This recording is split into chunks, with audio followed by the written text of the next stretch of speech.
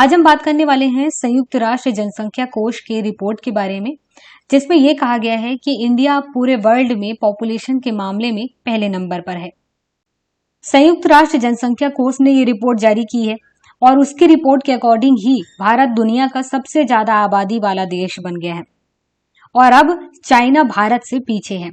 इससे पहले क्या था कि चाइना पहले नंबर पर था और भारत दूसरे नंबर पे। अब क्या है, अब भारत पहले नंबर पे है और चाइना दूसरे नंबर पे है।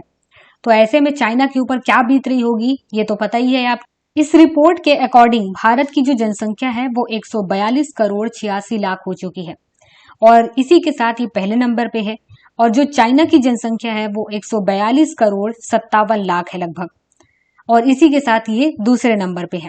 जब ये रिपोर्ट आई तो उसके बाद जो चाइना की गवर्नमेंट है उसका क्या कहना था कि अभी भी हमारे पास 900 मिलियन मतलब कि 90 करोड़ लोगों का क्वालिटी वर्कफोर्स है जो डेवलपमेंट में इंपॉर्टेंट कंट्रीब्यूशन देता है।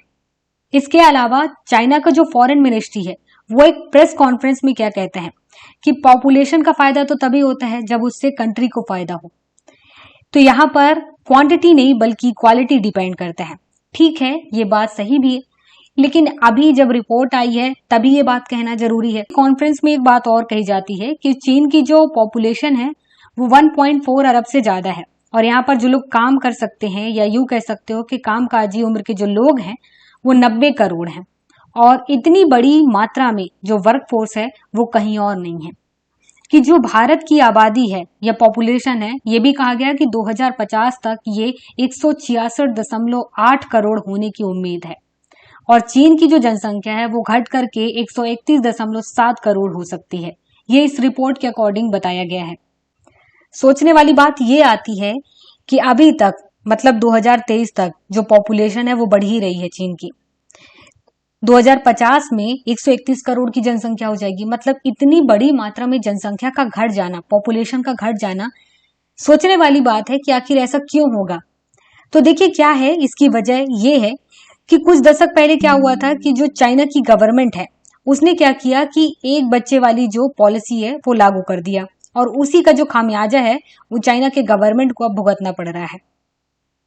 चाइना के लोगों ने क्या किया, बच्चे पैदा करना ही छोड़ दिया।